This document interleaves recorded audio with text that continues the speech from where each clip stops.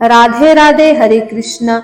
आप सभी का मेरे YouTube चैनल मेरा घर वृंदावन में हार्दिक स्वागत है। आपका दिन शुभ और मंगलमय हो और कान्हा जी की कृपा आप पर यूं ही बरसती रहे। तो आइए आज से हम लोग सुनेंगे श्रीमद् भागवत गीता के अध्याय। तो आइए श्रवण करते हैं। अध्याय 1। धृतराष्ट्र ने कहा, हे संजय, धर्म भूमि कुरुक्षेत्र में युद्ध की इच्छा से एकत्र हुए मेरे तथा पांडु के पुत्रों ने क्या किया?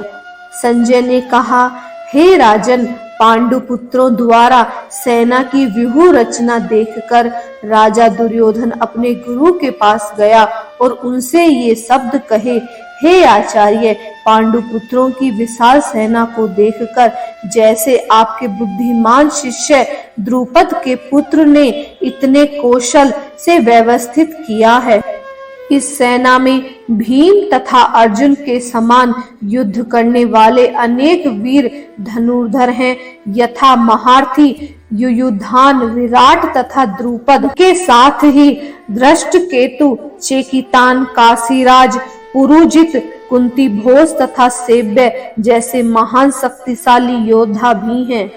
पराक्रमी युधामन्यु, अत्यंत शक्तिशाली उजमोजा, सुभद्रा का पुत्र तथा द्रौपदी के पुत्र, ये सभी महासारथी हैं। किंतु हे ब्रह्मश्रेष्ठ, आपकी सूचना के लिए मैं अपनी सेना के उन नायकों के विषय में बताना चाहता हूँ जो मेरे सेना को संचालित करने में विशेष रूप से निपुण हैं। मैंने मेरी सेना से स्वयं आप भीष्म, कर्ण, कृपाचार्य, अश्वत्थामा, विकर्ण तथा सोमदत्त का पुत्र भरीश्रवा आदि हैं जो युद्ध में सदैव विजय रहते हैं। ऐसे अन्य अनेक वीर हैं जो मेरे लिए अपना जीवन त्याग करने के लिए उद्धत हैं। वे विभिन्न प्रकार के हथियारों से सुसज्जित हैं और युद्ध विद्या में निपुण हैं। हमारी शक्ति अपरिमेय है और हम सब पितामह द्वारा भली भांति संरक्षित हैं, जबकि पांडवों की शक्ति भीम द्वारा भली भांति संरक्षित होकर भी सम्मिलित है। अतएव सैन्य व्यूह में अपने अपने मोर्चों पर खड़े रहकर आप सभी भीष्म पितामह को पूरी सहायता दें। अब कुरुवंश के वयोवृद्ध परम प्रतापी एवं वृद्ध पितामह ने सिंह गर्जना की सी ध्वनि करने वाले अपने शंख को उच्च स्वर से बजाया, जिससे दुर्योधन को हर्ष हुआ।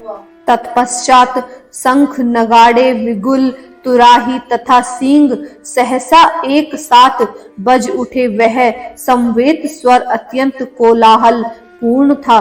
दूसरी ओर से श्वेत घोड़े द्वारा खींचे जाने वाले विशाल रथ पर आसीन कृष्ण तथा अर्जुन ने अपने अपने दिव्य शंख बजाए। भगवान कृष्ण ने अपना पांचजन्य शंख बजाया, अर्जुन ने देवदत्त शंख तथा अति भोज एवं अति मानवीय कार्य करने वाले भीम ने पौंड्र नामक शंख बजाया। हे राजन, कुंती पुत्र राजा युधिष्ठिर ने अपना अंत विजय नामक शंख बजाया तथा नकुल और सहदेव ने सुघोष एवं मणि पुष्पक शंख बजाए। महान धनुर्धर काशीराज, परम योद्धा शिखंडी, धृष्टद्युम्न, विराट, अजेय, सात्यकी, द्रुपद, द्रौपदी के पुत्र तथा सुभद्रा के महाबाहु पुत्र आदि सबों ने अपने अपने शंख बजाए। इन विभिन्न शंखों की ध्वनि कोलाहल पूर्ण बन गई, जो आकाश तथा पृथ्वी को शब्दायमान करती हुई धृतराष्ट्र के पुत्रों के हृदय को विदीर्ण करने लगी। उस समय हनुमान से अंकित ध्वजा लगे रथ पर आसीन पांडु पुत्र अर्जुन अपना धनुष उठाकर तीर चलाने के लिए उद्यत हुआ। हे राजन, धृतराष्ट्र के पुत्रों को व्यूह में खड़ा देखकर अर्जुन ने श्री कृष्ण से ये वचन कहे। अर्जुन ने कहा, हे अच्युत्य, कृपया करके मेरा रथ दोनों सेनाओं के बीच ले चले, जिससे मैं यहाँ उपस्थित युद्ध की अभिलाषा करने वालों को और शास्त्रों की इस महान परीक्षा में जिससे मुझे संघर्ष करना है, उन्हें देख सकूं। मुझे उन लोगों को देखने दीजिए जो यहाँ पर धृतराष्ट्र के दुर्बुद्धि पुत्र दुर्योधन को प्रसन्न करने की इच्छा से लड़ने के लिए आए हुए हैं। संजय ने कहा, हे भारतवंशी अर्जुन द्वारा इस प्रकार संबोधित किए जाने पर भगवान कृष्ण ने दोनों दलों के बीच में उत्तम रथ को लाकर खड़ा कर दिया। इसके आगे का श्रवण हम अध्याय 1 के भाग 2 में करेंगे। हरे कृष्णा, राधे राधे।